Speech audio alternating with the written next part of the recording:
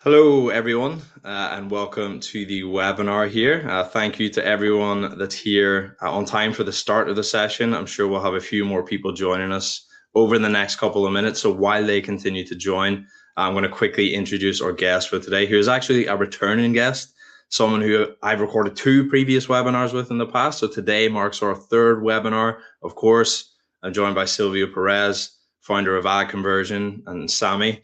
How are things with you today, Silvio? Aside from the internet problems, which we discussed briefly before the mics went on. Doing good, doing good. Excited to be here. Thanks for having me. That's crazy. Third time doing this. So yeah, it's always a great time like collaborating with you guys. And I'm really excited about today's topic because it's things are changing in the landscape with ads today, right? With AI and automation. So I think it's really timely with where we're at right now. For sure. And I was on LinkedIn the other day, and I think I saw that. Is it true that you've got another webinar lined up this afternoon after this one? I don't know how it happened, but it did. Yeah, we're launching an ABM course next week. So we have a ABM webinar later today with our instructor. So yeah, it's webinar day for me. Back to back, man. That's like, you know what? That's impressive because once I've done one webinar, I feel, oh, there's a sigh of relief, but you're going straight into another one. So I respect that. You're putting in the work. Anyone out there who's running ABM or you're in the B2B side and you're interested in checking out Silvio's second webinar, you can get a double dose of that. There's still some last minute time left to sign up for that. But yeah, the other thing to say is if you aren't already following Silvio on LinkedIn, you can find a link to his profile in the Docs tab here in Goldcast, so you can stay up to date with all the latest updates and insights from him.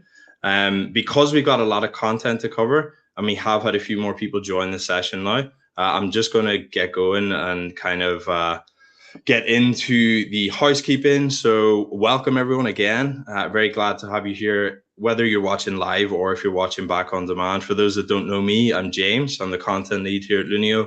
I'll be hosting the webinar today. We're aiming for around 50 minutes to get through the content. As I said, we do have quite a lot to get through, so we might have to rush a little bit towards the end, but we'll try and leave at least a few minutes for Q&A, which I'll say more about in just a second. The usual housekeeping before we get into the session agenda for today. So we are recording the session. It is going to be available to watch back on demand. If you have any questions about anything we cover, please put them into the Q&A tab. I can see people chatting in the live chat already, which is great to see. But if you have a specific question about any of the slides that we cover, you can use the dedicated Q&A tab. And then also, if other people have asked questions there that you're interested in, you can upvote them. And that helps me prioritize which ones to ask Silvio first. So please do make use of the upvote button as well. We've got Ben from the Lunio team behind the scenes here managing the live chat. So he'll answer any questions he can there in the live chat and also point you guys in the right direction. Also, big shout out to Ben because he did a lot of help on the planning and research side for the session we're running today. So we've got lots of free resources, lots of free scripts in the Docs tab here in Goldcast, and I'll be directing your attention there at relevant parts of the session today. We're also going to be running a few audience polls during the session, which you can vote on. You'll see a notification pop up whenever a new poll is open for responses. And on that note, I'm just going to bring up the first poll on screen here. So this is related to the overarching topic of automation. And obviously, I'd say 100% of the audience here use an LLM on at least a weekly basis. But one interesting thing we've seen internally at Lunio is a shift away from ChatGPT and towards Claude, both across our engineering departments and our marketing department. And it's something that I've been hearing from other marketers too. So I wanted to ask the question to the audience here today and see which their preferred LLM of choice is. So while those responses continue to come in, Silvio, I'd love to get your take on this and see if you have any preference amongst those options. Yeah, for us internally so far, it's been Claude by and large. I think they've been rolling out a lot of cool new features, like now with the MCP, Claude Code, things like this. We are still exploring. We're definitely like, I would say, noobs in regards to that. And there's still so much more to learn. But generally speaking, for copywriting, we find Claude is better. It just seems to match tonality out of the gate a bit better than ChatGPT. That's been our experience so far. However, one of the things that I will say is the custom GPT feature in ChatGPT is still pretty strong, and we basically build custom GPTs for each client to like really help with copywriting, these types of things. So we still house that in ChatGPT, but yeah, I'm a bit, I wouldn't go like full in on just one LLM just yet. I would still have both subscriptions, and continue to play with them over time because they're changing so fast. So it's really interesting to see like the dynamic. Yeah, I was actually just before we came on this. Interesting to see that, yeah, clearly among the audience here today, ChatGPT is still the winner. Claude coming in second, Gemini third, and interestingly, no one using Grok XAI amongst this audience, which I'm going to take that as a positive thing, but I'm going to close that poll for now. And yeah, sorry, I was listening to the Ezra Klein podcast, and he was talking to one of the senior guys at Anthropic, and just talking about what's coming down the pipeline later this year and beyond. And it's going to be interesting. That's a whole different rabbit hole that we could go down. We're not going to do that, so I'm going to move on to the main agenda for the session today, which we can see on the slide here. So as you can see, we've got 6 main points to cover before we move on to the Q&A. But as you can see, the third agenda point is broken down under 5 different sections, and that's where we're going to form the bulk of the discussion today. That's where we're going to be sharing a lot of the free Google Ads scripts that we've got. So we've got scripts to help with budget protection. We've got scripts to help with handling non-performers and so on. If you're really impatient, they are all just listed in the docs tab, so you can go and access all those now if you'd like, but I will say more about each of those when we get onto the relevant section. The one thing that I will say up front is that because Google Ads allows you to paste scripts directly into their user interface, it makes it much easier to implement those automations there. When it comes to other platforms like Meta and LinkedIn, where you haven't got this option to copy and paste script code like you do with Google, setting up similar kinds of automations becomes more complex, requires you to go through the API. So unless you're a more technically minded person, then it often makes sense to use a third-party tool for those non-Google platforms. And Silvio will be showing us some of the capabilities during the session that he and his team at Sami have built out for kind of implementing time-saving and budget-saving automations across all platforms, not just on Google Ads. Anyway, with all that said, firstly, we're going to cover a brief intro to ad automation and the ad optimization framework that Silvio's laid out. After that, we're going to cover a crucial caveat that needs to be addressed before you go full steam ahead with automation, and that involves clearly documenting and defining your logic for decision making at the very start of the process. And when people get it wrong with automation, this is usually where the crux of the problem lies. So it's very important to set that risk out there at the beginning and explain how you can sidestep that. Then, as I mentioned previously, we're going to get into the main bulk of the content where we've got these 5 key areas that are ripe for automation that can help you save 30, maybe even 40% of your budget, and also save you hours per week. So as you can see, this includes budget protection automations, handling non-performers, ad scheduling, maintenance optimization, and critical alerts.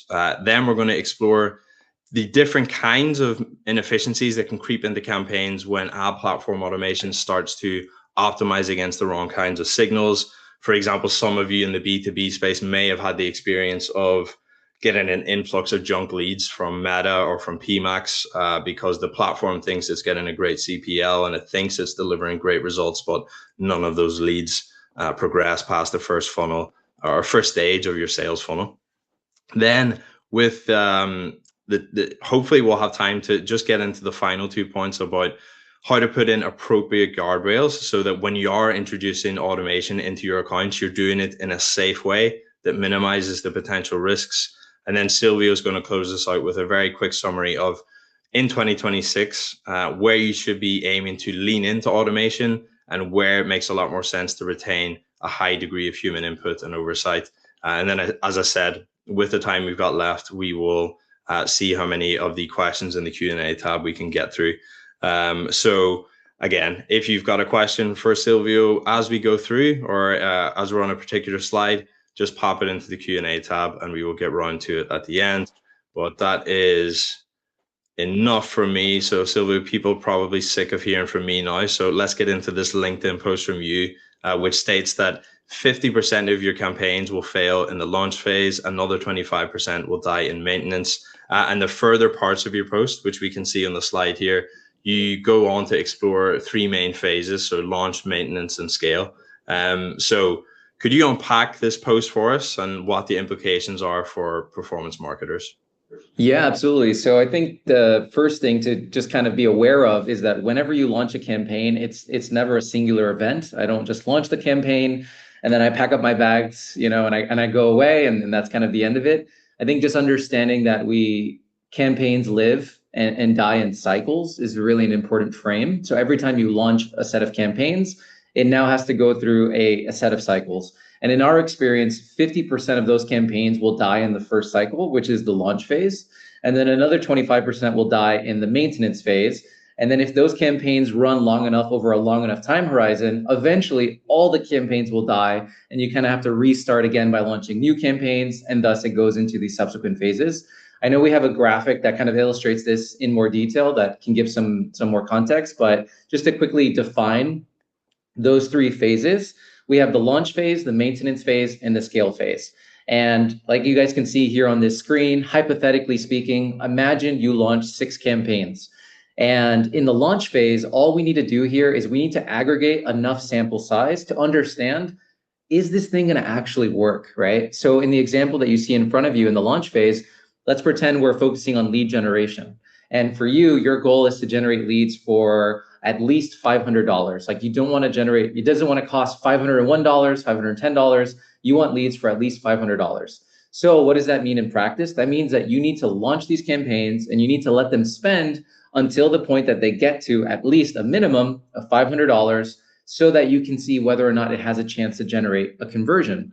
So hypothetically speaking, imagine you launched 6 campaigns. Now those 6 campaigns, you launch them. They all spend what they need to spend. Now, eventually, you get into the maintenance phase. And now in the maintenance phase, this is where, imagine of those 6 campaigns, only 3 survived.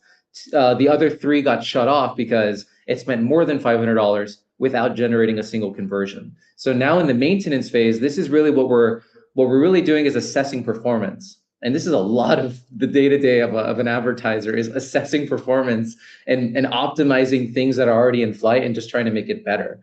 So what happens is after the maintenance phase, you have to make a decision. And this is where you now enter the final phase, which is the scale phase. And in the scale phase, this is essentially where you have to decide as the advertiser, for the things that are working, I'm going to scale it up. Or for the things that are not working, I'm going to scale it down. So what does that mean specifically? That means increasing budgets, increasing bids, depending on your bid strategy, or vice versa, decreasing budgets and decreasing bids. So going back to our example of those 6 hypothetical campaigns, we launched 6, 3 survived. Now of the 3, 2 of them have really good CPAs. So I was like, you know what? I'm going to scale up the budget for those 2. The other one's not doing so hot. So I'm going to go ahead and decrease the budget. And now it enters yet again, another maintenance phase. And now we let it run for some more time. Maybe that's 7 days, 14 days, 3 weeks, depending on your frequency. You let it accrue more data, you let it, get more sample size.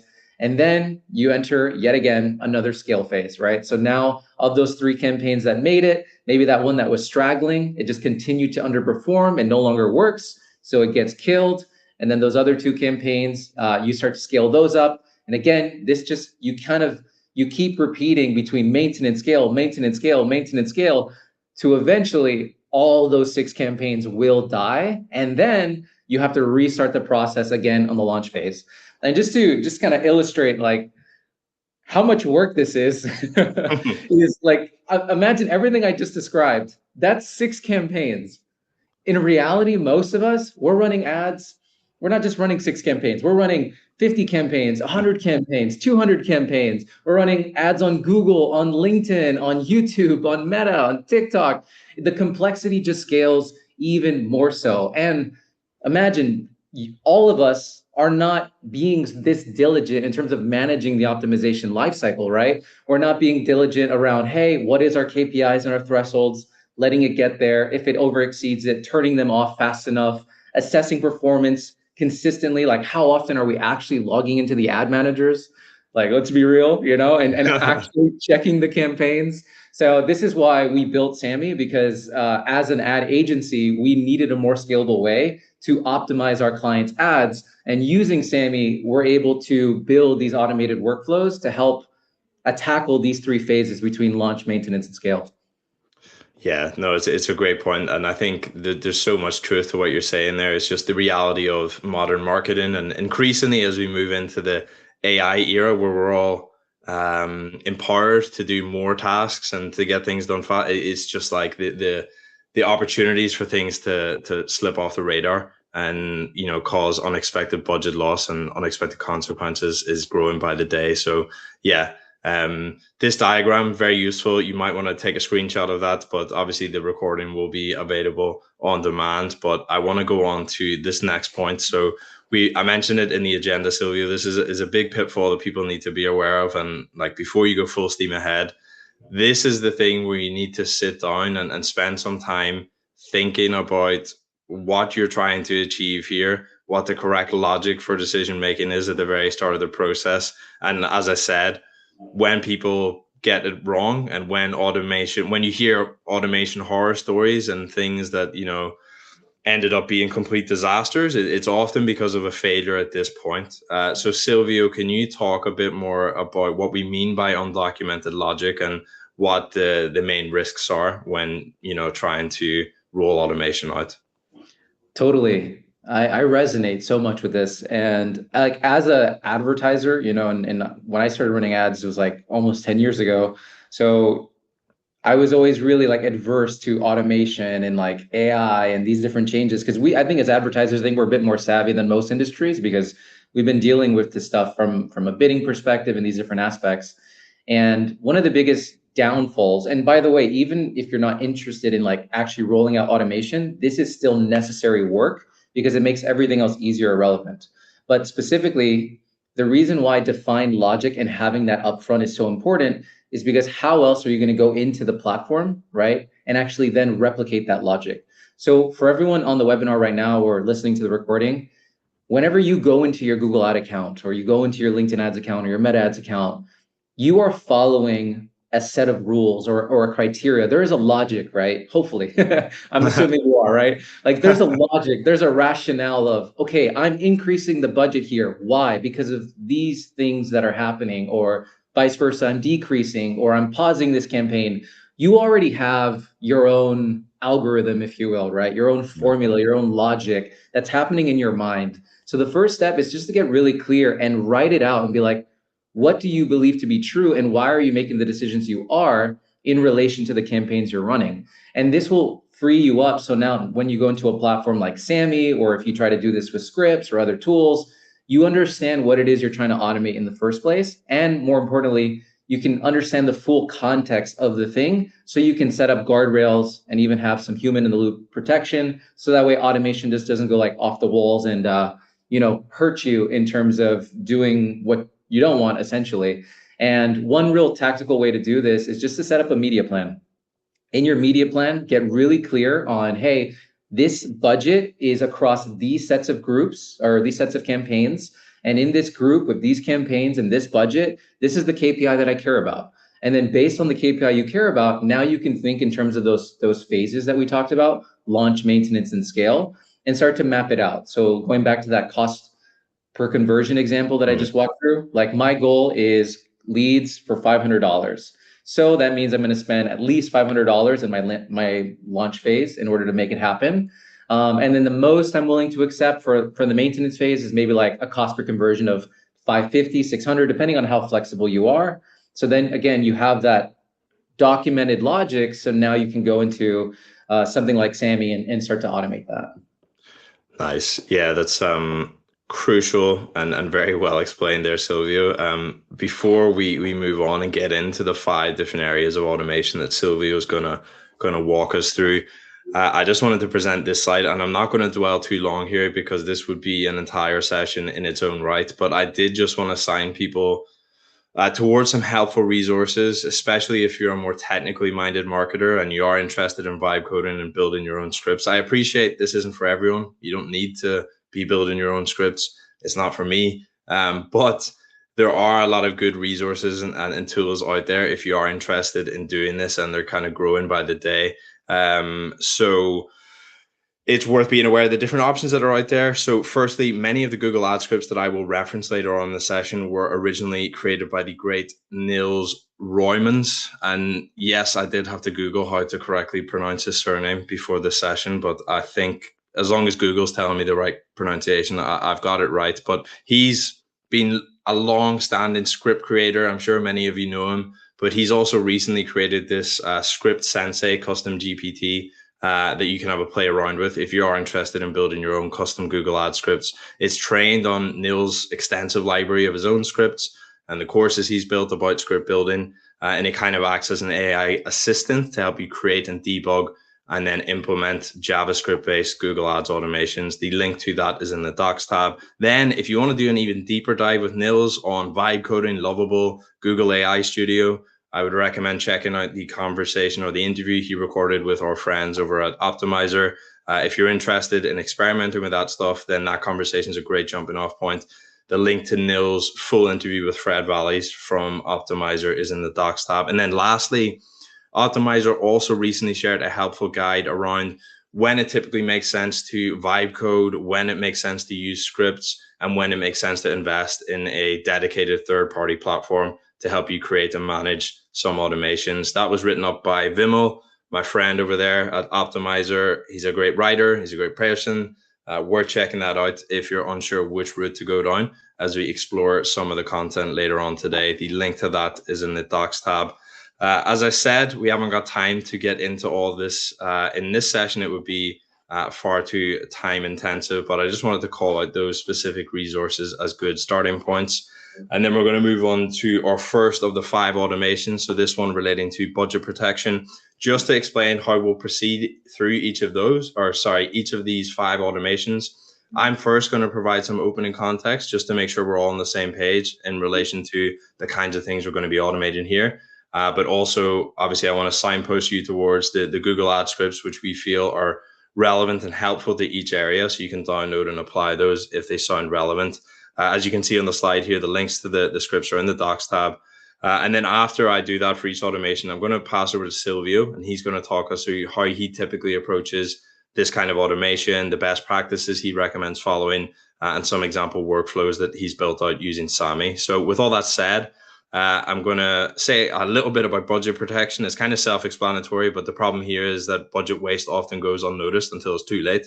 And when your budget's gone, the ad platform is not going to give it back to you, unfortunately. So spend can drift into inefficient areas such as irrelevant search terms, low quality placements, or you might be pacing through your monthly budget far too quickly. And by the time the issue is spotted, it may have eaten up a big chunk of your budget. So the automations I'm going to talk about here are intended to limit that. So we got 4 Google Ad scripts. Firstly, the daily budget over delivery alert script from Nils does what it says on the tin. The script will compare the anticipated ad spend based on your campaign daily budget settings, and it'll compare that to the actual ad spend. It'll check for over delivery in any of 3 periods, being yesterday, last week, and last month. And in the cases of big differences, so where there's clear over delivery by Google, it will report an alert, log that alert, and send you an email as well. Second, we've got the monthly Google Ads budget pacing script from acuto.io. This works by tracking your monthly ad spend to date and comparing it to your predefined monthly budget. The script will send email notifications if your campaign spends over 50% of your monthly budget within the first 10 days, and then it will fire additional notifications when the campaign reaches 90% and 100% of your monthly budget. Then we've got the PMAX non-converting search term script, again from Nils. This script checks your PMAX campaigns for non-converting search terms, logs them in a Google Sheet, and sends them out to you via email alert, and then you can add them as negatives if you'd like to prevent future waste. And last but not least, the PMAX placement exclusion suggestion script from Nils, very similar to the keyword one, but this time we're looking at junk placements that are likely to be either brand unsafe or deliver very low quality traffic to your website. And on that, it kind of neatly brings me on to my final point before I pass over to Silvio. Even though Google search campaigns have a relatively low average invalid traffic rate of around 5%, compared to some other platforms and campaign types out there, if you're spending millions a year on Google search, that 5% IVT rate does start to translate into some pretty chunky budget losses. So the stat that you can see on the slide here comes from our 2026 Global Invalid Traffic Report, which highlights that if you spend 3 million a year on Google search, it's likely that 156K of that will end up being wasted on invalid clicks and traffic. That budget loss is often very hard to see because it's not accurately reflected in Google's invalid activity billing adjustments. Google will refund you a few $100s here and there, but they're certainly not going to be refunding you to the tune of 156K. So in that sense, from the data that we see day in and day out at Lunio, IVT does serve as a kind of stealth tax on your ad spend. If you're interested in learning more about that, you can download the full report from the Docs tab to explore the current level of risk you might be exposed to based on your current channel mix. But with that said, I want to pass over to you, Silvio, because you've got some budget protection automations that are set up in Sami here. And I just wanted to get your advice and recommendations for people when it comes to applying these kind of budget protection automations. Yeah, and just some quick context for everyone listening. We run an ad agency at Ad Conversion, the other side of our business, and we manage north of $40 million a year in ad spend. And like any ad agency scaling up, in our case, we don't charge ad spend fees. So we needed a way to make sure we are scaling our team's bandwidth, but also simultaneously driving better results for our clients. So that's why automation has become even more important for us.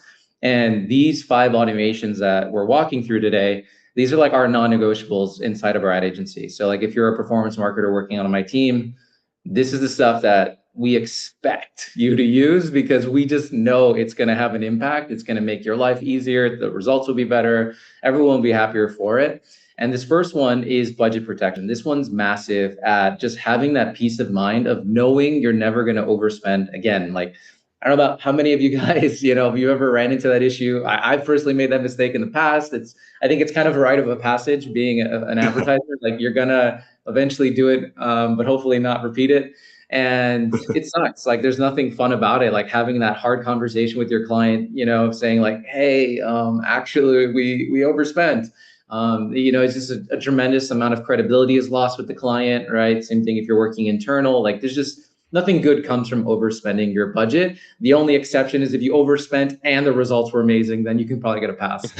but generally speaking, right, like we just don't want to overspend. So this workflow that you see in front of you, we call workflows in Sami, we call them SAMs. So this SAM is a 2-step workflow. And what it does is the first step, it'll notify you once you've spent 80% of your budget for the month. One of the cool things about Sami is we're integrated with Slack and also email. So you can get notified in real time via Slack once these different steps fire or via email. So in our case, in step 1, we'll get notified when 80% of our budget is hit. So that way we're aware of our current pacing. And then step 2 is it'll pause all of the campaigns once we reach our budget for the month. So then we have that peace of mind knowing, hey, we're not going to overspend. And then it'll just reset each month again and again until we decide to turn it off. And one thing I'll mention, just kind of like a pro tip, is when we set up these workflows, we like to have hourly frequencies. So hourly frequencies are really powerful because it basically means that in this case, Sami is checking every hour on the hour. It's scanning your ad spend in your account, and it's looking at how much have you actually spent in relation to what your goal is. And then the moment you exceed the threshold, it gets shut off. So it really helps you reduce that margin of error. So you can go from, and like the example I give like my own internal team is like, you got to sleep 8 hours a day, right? Like bare minimum. Like assuming you're the most proactive advertiser of all time, and you're checking your campaigns, 12 hours a day, you still got another 12 hours unaccounted for, right?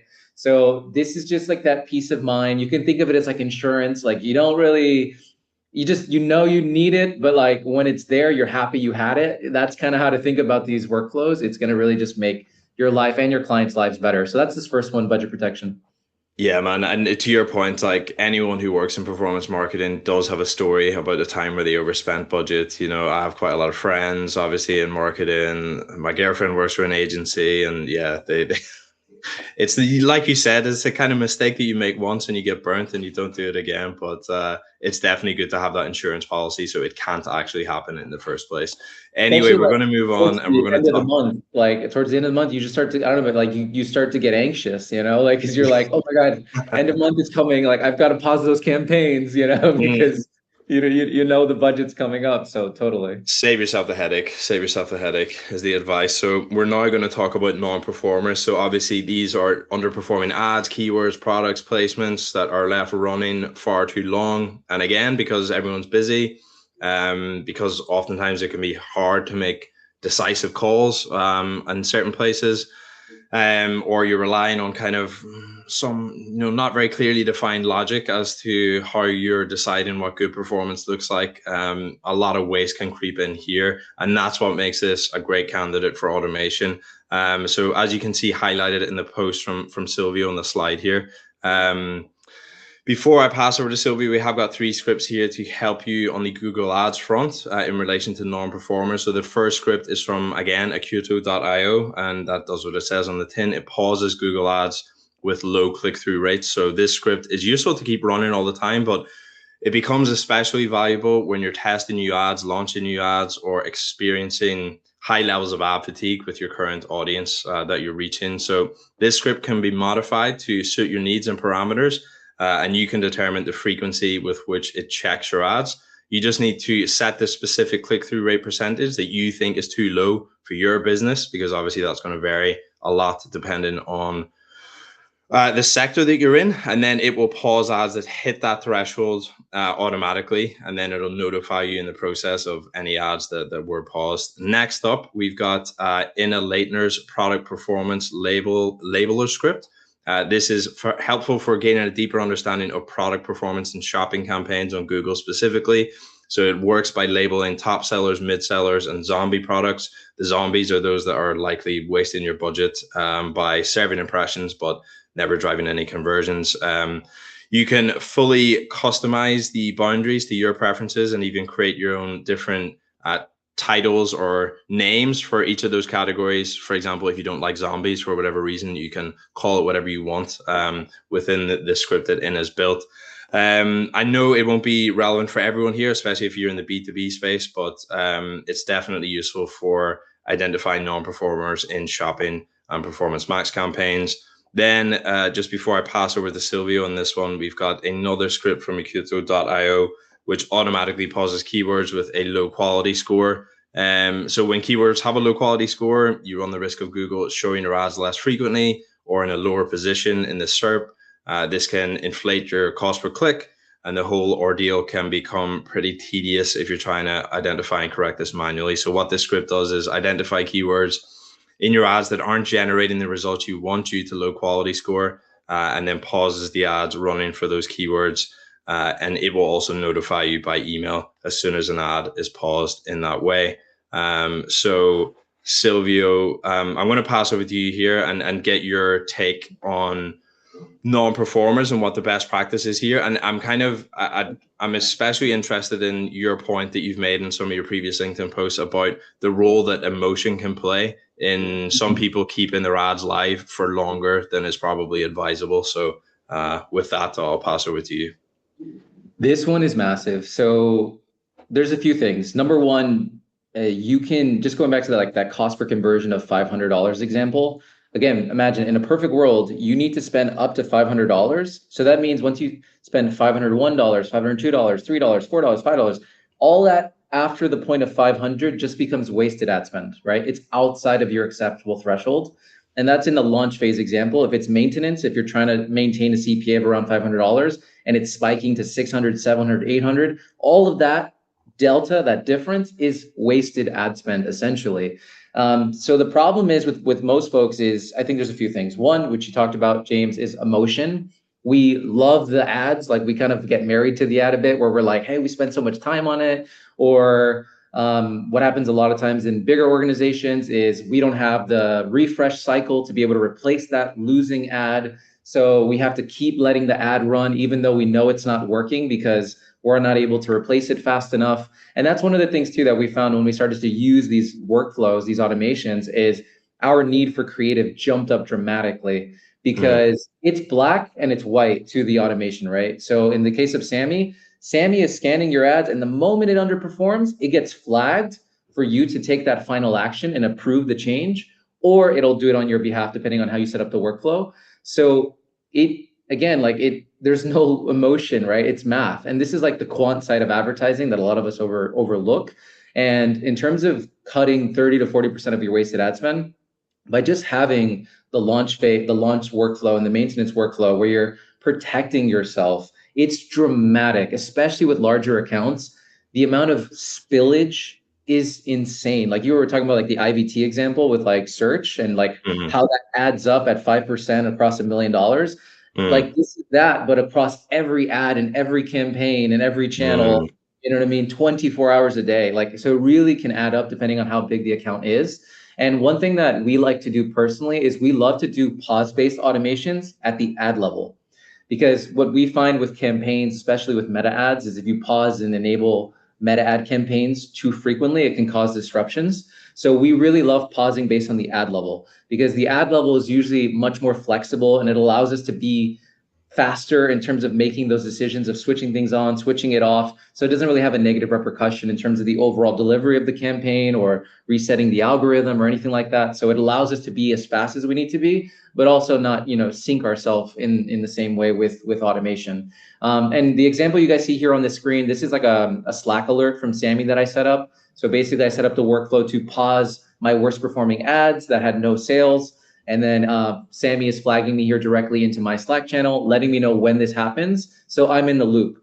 And this is where human in the loop is also really important, where having some sort of manual validation, if you're kind of skeptical about automation and you want to give that final say, that's also something that you can do as well. But yeah, kind of staying on time here. This is massive because it'll just reduce the margin of error of wasted ad spend further by setting up these workflows. Yeah, and like you said, I think like it's taken the emotion out of it, and it is math at the end of the day. And it's like it can make a huge difference. And I think there's a lot, like in terms of where the areas where the biggest potential upside is. I think in this particular area, it's massive. But anyway, we've got a few more automations to cover, so we're going to move on to ad scheduling. As you can see on the screen here, Silvio made an excellent post about this, where he stated that you're not the same person at 3 a.m. as you are at 9 a.m. And the same is true for your prospects. If you'd like to check out Silvio's post in full, I'm pretty sure there's a link to that in the docs tab. But the point here is that buying behaviors change based on time of day, day of the week. But generally, all ad platforms just want to show your ads to everyone all the time because that's what makes them the most revenue.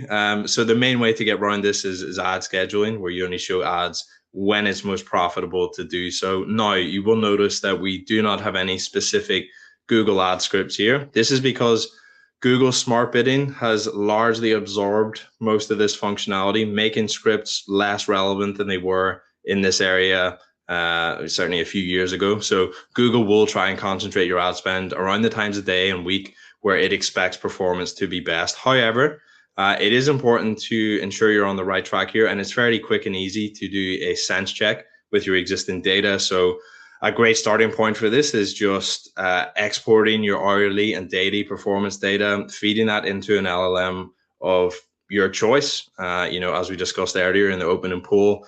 And then you can feed it a prompt to get custom recommendations rather than just having complete faith in Google to take care of that for you. We've included an example LLM prompt on the screen here. You can also find the link to that prompt in the docs tab that you can have a play around with and see what recommendations it comes up with. Again, you might want to test feeding the same data and prompt into Claude, ChatGPT, and Gemini and seeing are there differences that come out. I certainly notice some interesting differences between ChatGPT and Claude when I do that for things that I work in content. So you might want to experiment there. But Silvio, we've got a nice SpongeBob meme on this slide, and I'm going to pass over to you to highlight the impact that ad scheduling can have. And in your post that you can also see on the slide here, you kind of highlight that this can have a really big impact, especially in cases where you're working with a tightly constrained budget. Totally. It's just a matter of you're trying to essentially consolidate your budget across more times of day and days of week that matter more for the business. So for instance, the example here on screen, like if you had a $3,000 a month budget and you were running that 30 days of the month, that means you would have about $100 a day, right? Monday through Sunday. Now, if you took that same budget and instead of spending it across 30 days, you spread it across 20 days, you just increase the budget by 50% from $100 a day to $150 a day. Now, imagine you also took into account the hours of the day. So instead of running your ads 24 hours a day, you ran them 8 hours a day, 8 a.m. to 8 p.m. Net, that's a 200% increase in your daily budget, right? So you can just further consolidate so you can get more focused distribution across the hours that matter most. And like I mentioned here, it's like if you have a smaller budget, it's a huge pro tip to just make sure you concentrate it more across the coverage that's going to be more likely to convert for you.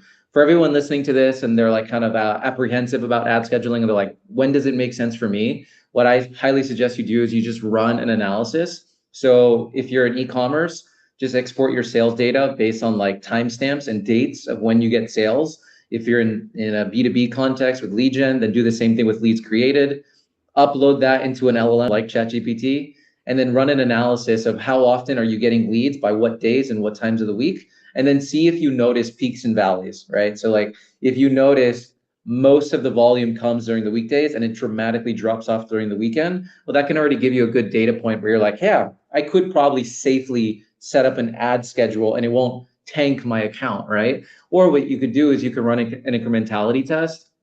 And instead of running the ad schedule across all of your most high value campaigns, you first run it with some more low impact campaigns. So even if it doesn't work out that well, it's okay. Like you can test with minimizing your downside. But all in all, ad scheduling is a really great way to just ensure you don't fall into that situation where it's 10 a.m. and your budget's already gone for the day and no one will see you for the rest of the day, essentially. Yeah, that's it's an important part for sure. I'm going to keep it moving, and I'm gonna get through my little spiel here as quick as I can. So we're talking about ongoing maintenance, probably one of the least sexy parts of the process, but it's very time consuming, and it's important that this work is done in order to keep accounts healthy. So we're talking about stuff like negative keyword list maintenance, checking broken URLs, quality score monitoring, specifically in the context of Google Ads. All too easy to forget or delay this kind of stuff. When we look at the Google Ad scripts that can help in this area, the first one here is sami.bot's auto negative keyword script.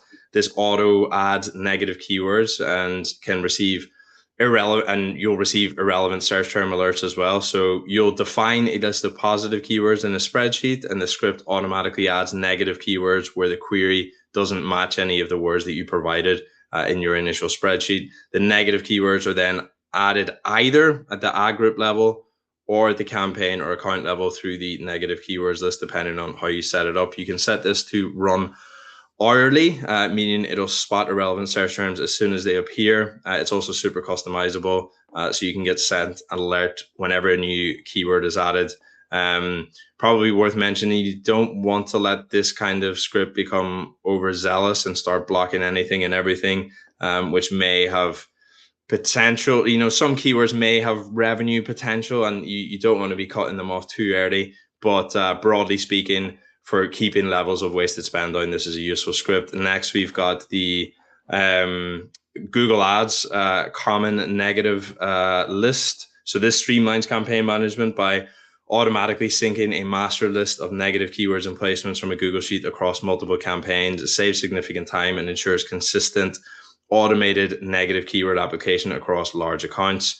Moving on, we have SEA safeguards quality score dashboard script. This one's super simple. Run the script and you're going to get a straightforward dashboard that lets you easily monitor and evaluate quality score on an ongoing basis. It lets you drill down into accounts, campaigns, and ad groups with charts and summaries that will help you make more informed decisions there. And then finally, there's Google's own broken URL and link checker script. So it's going to automatically prevent Google Ads from sending traffic to broken pages, which when it happens can be super annoying. One slight caveat with this Google broken URL tracker script is it can't always check every URL in one run due to usage limits for very large accounts. So in that case, it will track progress and it'll complete a full analysis across multiple runs, only checking URLs that haven't yet been reviewed.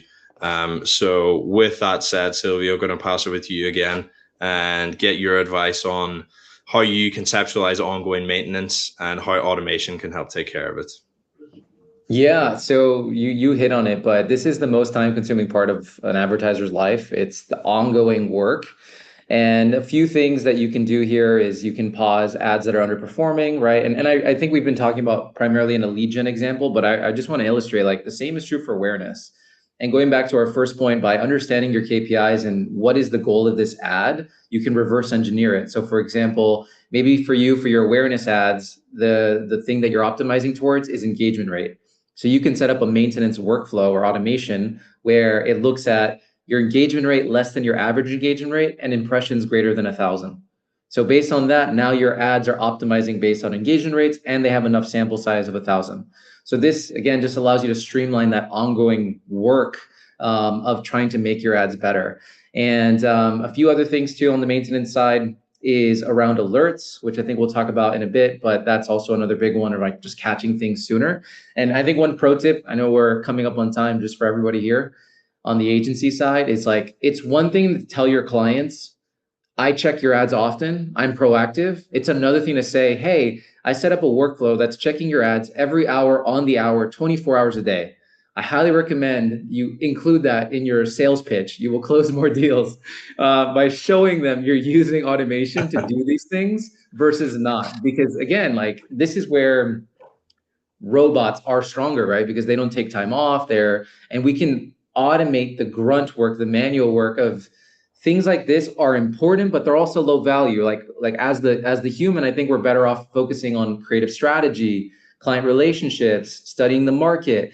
Not to get too much of on a tangent, but I really believe like the way we run ads today is kind of like how stockbrokers used to run, like buy shares back in the day, where they'd have to like fill out mail and send it in via the envelope. Like I really think that's kind of like where we're at right now. And when you think of a stockbroker today, it's like they have logic and rules and conditions. If the share is here, they buy. If the share is there, they sell. If you look at their desk, it's like filled with technology and charts and trends, and they're spending their time like studying the market, understanding how to optimize their clients' return. They're not spending their time in the platforms doing manual changes around these things. They're letting the technology really streamline the maintenance. Yeah, 100%. So yeah, as I said, we might end up running over by 5 or 10 minutes, but we're just going to keep going. So we're going to move on to critical alerts. Obviously, issues like no delivery, ad fatigue, sudden performance drops, they can go unnoticed. Again, this is embarrassing if it's something that you're not alerted to, and it can cause difficult conversations to come up. So making sure that you have the right alerts in place is crucial, but also you don't want to end up in a position where your inbox or your Slack is being absolutely bombarded by every 5 minutes with like alerts for this, that, and the other. It's important to strike the right balance here. There are Google ad scripts that are recommended here. I'm not going to talk through each of them just in the interest of time. But obviously, you can click on the links in the docs tab and there's explanations about what each of those will do. But I just want to pass over to you, Silvio, in terms of how you manage alerts and how you strike that balance between making sure you're being notified of the right things, but not being absolutely overwhelmed with the amount of alerts you're receiving. Totally. I made this mistake, especially because we have the Slack integration. So we were just blowing up Slack channels with too many alerts. I think the first thing is just get really clear on what actually matters to be notified on. I think that's the first most important thing. Like kind of set some guardrails. So for us, no delivery. So one of those is if impressions equals 0 in the last 24 hours. That's critical alert. I want to know, ASAP. So that's an example of like a critical alert for no delivery that we always like to look at. Another one is ad fatigue. So if my frequency is greater than X and my click-through rate is less than Y, notify me of fatigue, right? That's like one example to understand if my ads are starting to fatigue. And then the other one is around performance drops. So for instance, going back to, it all starts with that documented logic, right? The media plan, your KPIs, your goals. So for you, whatever that thing is, if it's, let's say it's your cost per MQL or your cost per revenue or your ROAS, whatever, you can track the changes of that KPI so you understand, hey, did it spike more than 50% or dip more than 50% in a 24-hour, 48-hour period, things like that, where I think a really good way to think about alerts and metrics is, does your behavior change in relation to receiving the alert? If the answer is no, then it's probably not worth it to track it in that level of detail. But if the answer is yes, that your behavior will change, then it's worth monitoring and understanding how that thing is trending over time. Nice. Yeah, very neat solution and neat criteria for making the right decision there, Silvio. Conscious of time here, so I'm not going to spend a super long on this, but I did want to just highlight a few bonus scripts and script libraries that people might want to check out. Again, all the links in the docs tab. So firstly, just drawing your attention to sami.bot's AI-powered search term relevance score. This is a free tool that uses ChatGPT to analyze how well your search terms match your ad copy. This lets you easily find search terms that don't match your ad messaging, identify opportunities to improve ad relevance, and spot potential negative keyword candidates, amongst other things. Then there's the keyword expansion script from Martinique Roselle and Adrian Decker, who I'm sure many of you know. That takes the search terms from your search campaigns and finds those that might not have been added to your account yet, so long as they meet your performance threshold. This one is quite quick to set up, and it can help you uncover some valuable keywords that you want to make sure you're adding into your campaigns. And then finally, we just wanted to give a special shout out to the team at acuto.io. They built a really impressive free script library for Google Ads. There's a lot of scripts in there that we didn't mention here today, but you can click on the link, go check out their library. Lots of good stuff and great work from the team over there.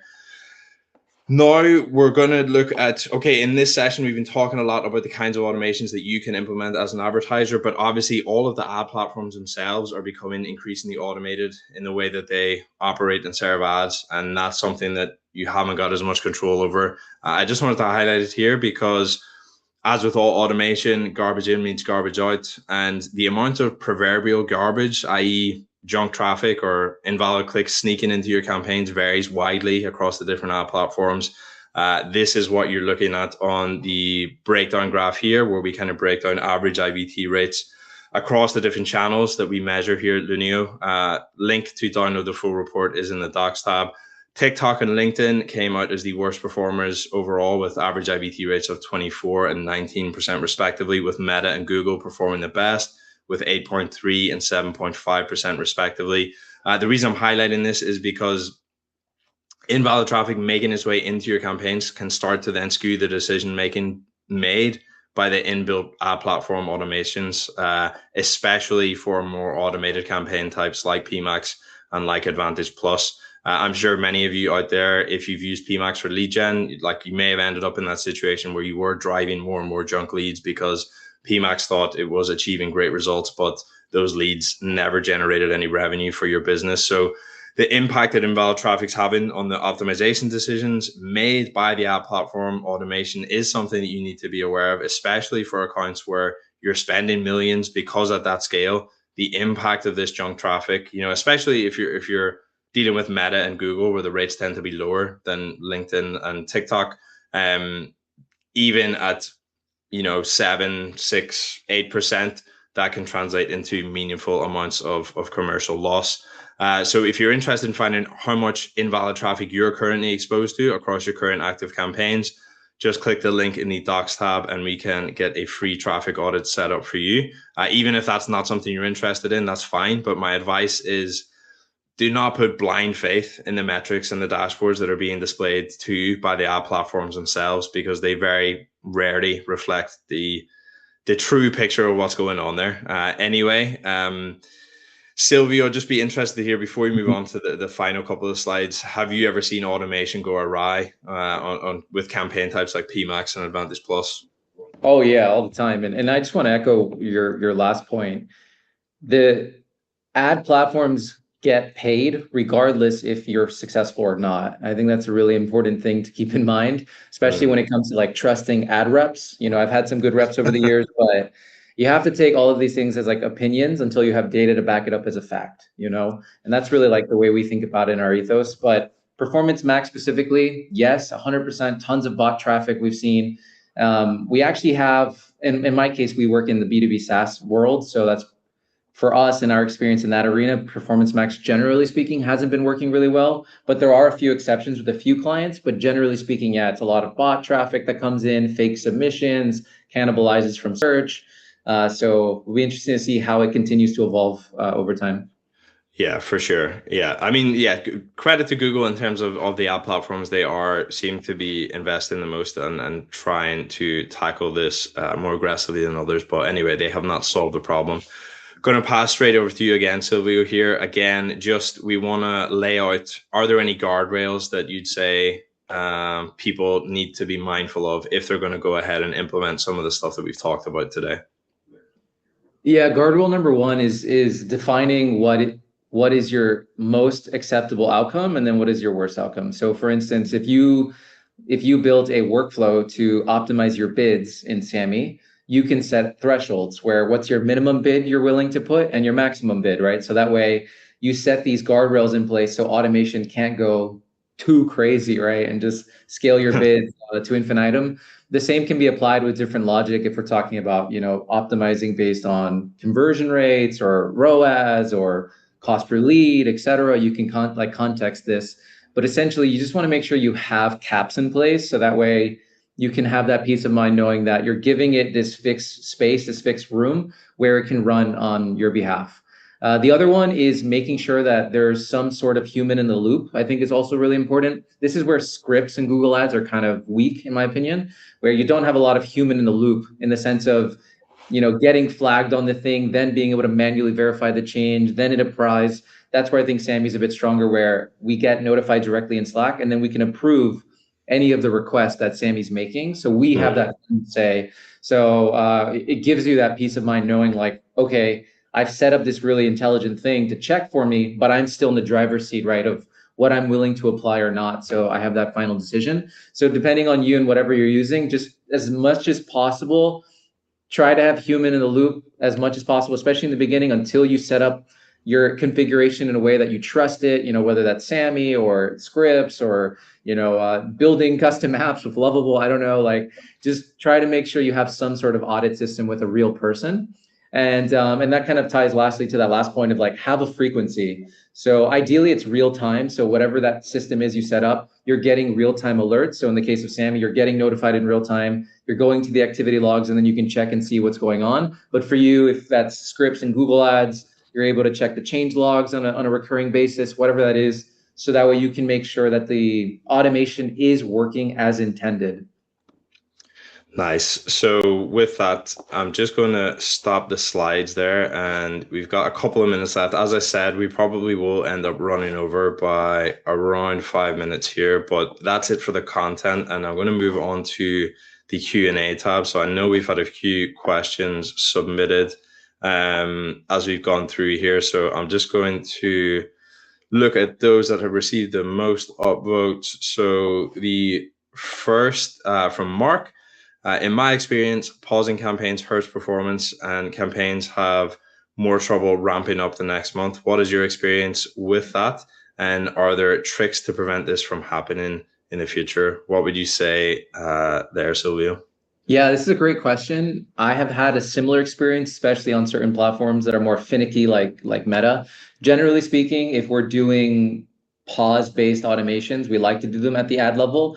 And also, too, generally speaking, we try not to react based on the campaign level performance because the campaign level is like the worst representation of your performance. Like it's the average of averages, right? So, for example, my overall campaign performance has a cost per conversion or a cost per lead of $1,000. But when I drill into my campaign, I might have 5 ads, and 3 of those ads are just burning my CPA, it's inflating my metrics, but the other two ads are crushing it, and the CPA is amazing, or the ROAS is incredible. So that's where having those automations at the ad level really helps you optimize in a more real-time basis and protects you from big learning phase resets or anything like that from the campaign level.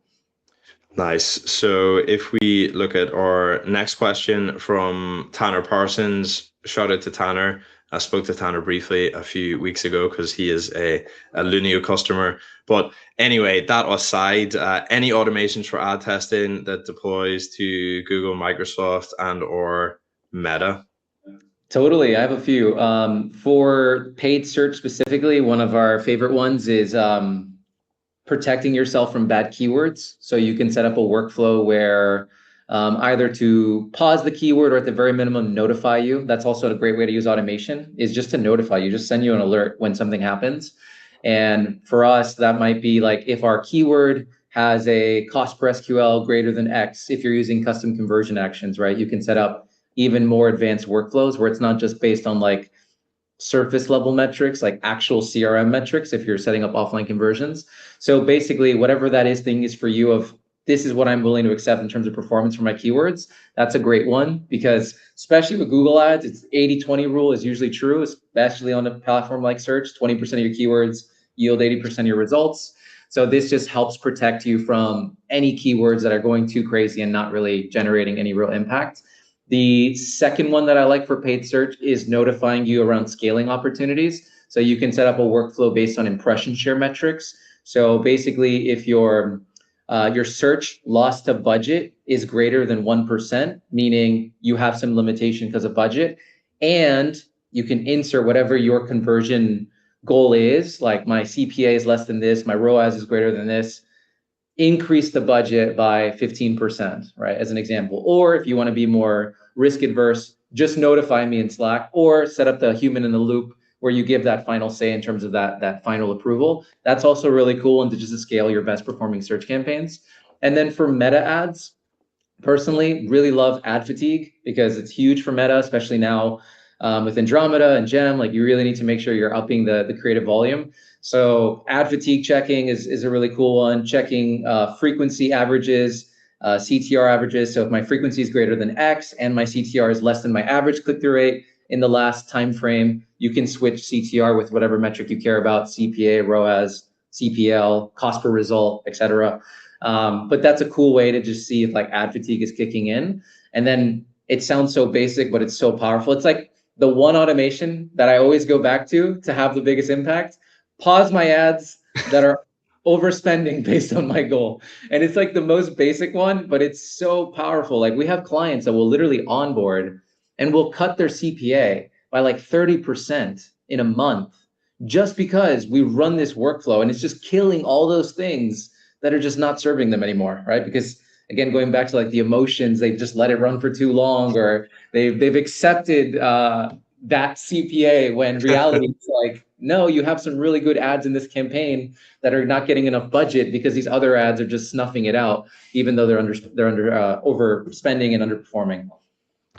Nice. So we've got two more questions, Silvio, and then we're going to wrap up and close. But the next question that we've got comes from Peter. Shout out to Peter, return webinar guest. Appreciate you always being here for the live sessions, Peter. Always asking good questions. But Peter asks, we switched on automated bidding and some basic rules to save time, but our CPA drifted upwards. We panicked and turned everything off. How do you know whether to trust the learning phase or pull the plug? And I imagine there's quite a few other people who've been in a similar situation before. Great question, Peter. So this is where I like to set up my optimization guidelines, or what I'm willing to tolerate. So generally speaking, for us and the way we approach it is we try to spend at the minimum 2 to 3x our allowable target. So for example, if I want to generate leads for $100, then I'll let my thing spend $200, $300 max before shutting that thing off. So for you, if you switched on target CPA bidding and you're like, all right, I want to average my leads for $200, and it spiked up to $500, like, yeah, I would shut it off too. Like it's not working for you, right? Which is a good call. However, it could have been like this is more micro on the Google ad side, but some campaigns, some bid strategies do way better than others, like in the same account. So for example, one campaign with set of keywords, target CPA crushes, different campaign, same account, max conversions is way better. So you kind of have to go through process of elimination for yourself and see what's the optimal bid strategy. We even see sometimes manual bidding is even better for branded search campaigns compared to automated bid strategies. And then we use something like Sami to just automate the bid changes because it's super manual. So this is where you just have to kind of like play and find the best thing for you. But just having those business rules in place, because at the end of the day, like if the campaign can't get you your goal, then it's not worth spending, right? Or maybe the goal you have is unrealistic and you have to reassess expectations, right? Based on your set of, cost per click, variables, conversion rates. But generally speaking, assuming what you're asking for is possible, if that thing isn't working and you set up good conversion tracking and you're feeding the algorithm good volume of data, et cetera, and it's still not performing, then you just kind of have to go through that process of elimination and just use that threshold as like a general rule of thumb to keep yourself honest, where you don't over invest in the campaign and it doesn't produce what you're looking for. Nice. And then the final question, Silvio, is from Linda. So she's asking, does it make sense to run PMax and search AI Max at the same time? Just a quick note on that. At the end of March, beginning of April, we are going to be doing a dedicated session at Lunio all about AI Max. So we're going to be exploring that session in detail there, but be interesting to hear your perspective and take on that, Silvio, whether PMax and AI Max together is advisable. I personally wouldn't, just for one reason. And it's not so much that like running them together is like a recipe for disaster or anything like that. It really just comes back from a business context of, if I turn them both on at the same time, how do I understand if it actually moved the needle or which one worked best, So generally speaking, whenever I'm trying to roll out big changes, I like to do it with incrementality in mind. So I try, to the best of my ability, try to build an incrementality test so I understand like this change actually drove this result. Because if you turn too many things on simultaneously, then you don't have that confidence, and then you're not able to take the next corresponding decision, because again, remember, we're always operating on a cycle, right? It's, I do this thing, then I maintain this thing, then I scale this thing. So it's never a one decision. It's always a series of decisions that are going to be ensuing from it. So generally speaking, what I would suggest for you is, if you did want to turn them on both simultaneously, do it in different regions, or do it in different, basically you're trying to create microcosms, right? So like maybe you turn on Performance Max in the United States, and then you only turn on AI Max in, I don't know, Europe. So that way now you're at least doing it on a regional level. So now you have two incrementality tests, so you can capture your baselines pre and post in the US to compare the change with Performance Max. And then the same thing with Europe, but with AI Max as an example, just so you have that confidence to scale first. Nice. That is it for today. Apologies for running over slightly, but I think I really appreciate you, Silvio, sharing your insights and really solid answers to the questions that came in there. I think people in the live chat, I can see a lot of people find that useful. Before we finish, Silvio, is there anything else that you'd like to mention or let people know about before we wrap up? Yeah, if you guys are interested in getting more into automation and you're interested in using a platform like Sami, you can come check us out at sami.bot. We have a free beginner's course with teaching you how to use this stuff, video tutorials walking you through these different workflows. So if you guys are interested, check it out. We're currently integrated with Google, LinkedIn, and Meta, and we have a Slack and email integration. And yeah, for everyone on the line here, I would say just like,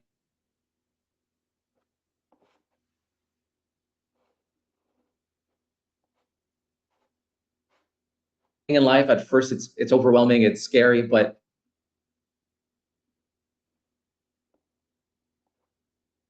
and kind of like the way I think about it, it's like driving your car. It's like now not using a GPS feels weird, like I'm gonna have a GPS to help me get to where I need to go. But if you think about like back in the day, they didn't use GPS, right? Like they used a map, they just understood the route off the top of their head. I think we're in a similar transition point today where it's like using automation still feels optional. It still feels kind of weird, but I really believe the future of advertising is going to be AI and automated first, and it's going to free us up to not spend so much time doing the boring grunt work that we don't even like in the first place, right? So we can reinvest our time into some more impactful activities. Nice. Likewise, if you have any questions for us or you want to contact me directly, you can do that via james.deeney@lunio.ai. I'll be happy to help you out or point you in the right direction if I can. As I mentioned before, link to the traffic audit, link to our IBT report in the docs tab. But finally, just big thank you to everyone for tuning in live. Big thank you to all those who asked questions, all those who upvoted questions, and also thank you to anyone watching back on demand. Hope to see you again at our next webinar. Again, I've teased it a little bit. It is going to be on AI Max. We've got a good guest lined up for that. So if you've got AI Max questions, further AI Max questions, check out the session at the end of March. But for now, take care. Big thank you again to Silvio, and all the best building out your automations.